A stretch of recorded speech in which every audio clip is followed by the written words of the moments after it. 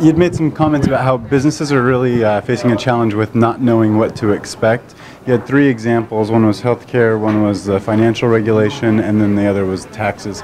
It seems like those first two, I mean, don't businesses know how to plan for that now that those two things have been kind of done and taken care of? Well, they don't. Businesses don't know how to plan for this healthcare law change because it's 2,000 pages. It's going to have tens of thousands of pages of regulations that go with it.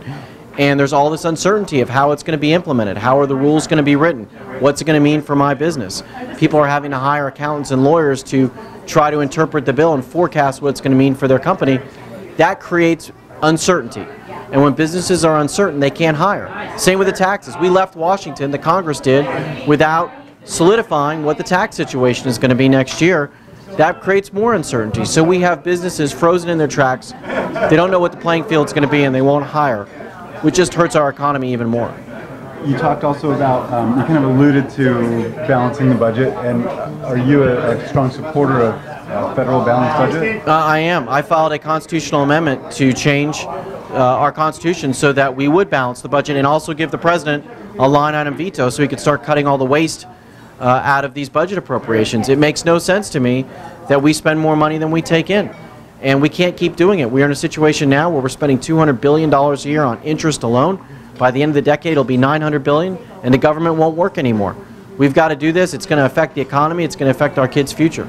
And then just the last question about the 1 million people moving in. It caused quite a stir last year when you said that. When did you kind of realize that that was an over-projection? Well, look, when I said that, it was when the economy was still humming along. We were still seeing growth. And the reason why I said that Martin County needs to plan is just because I can replace Broward County where we didn't. And we didn't look ahead and say, what's the population going to be? We didn't reserve green spaces. We didn't reserve transportation corridors. That's what I would suggest for every county in Florida who's not yet seen the boom. You know, it may come someday. Better to plan, better to be safe than sorry.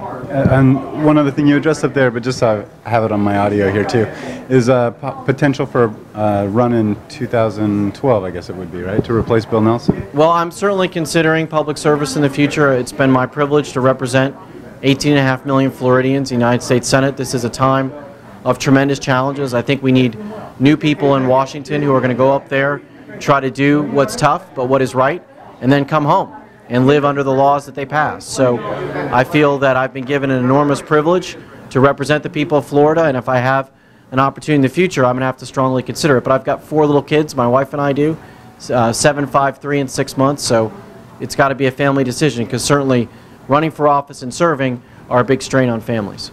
Thank you very much. Thanks so much for having me.